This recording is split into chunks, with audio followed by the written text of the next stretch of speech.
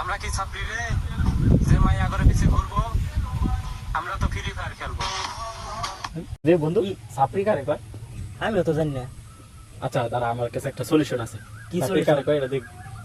Hello গেমিলি, তুমি কি আমার কথা শুনতে পাচ্ছ? হ্যাঁ, আমি শুনতে পাচ্ছি। কেমন আছো? হ্যাঁ, আমি ভালো আছি।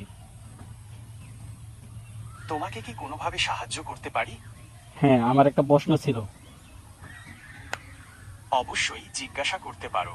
আমি উত্তর দেওয়ার জন্য প্রস্তুত। আচ্ছা তুমি বলো যে ছাপড়ি কাকে বলে?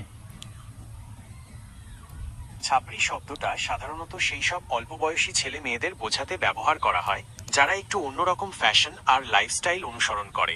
তাদের পোশাক আশাক, চুলের স্টাইল, কথাবার্তা সবকিছুতেই একটা আলাদা ধরন থাকে।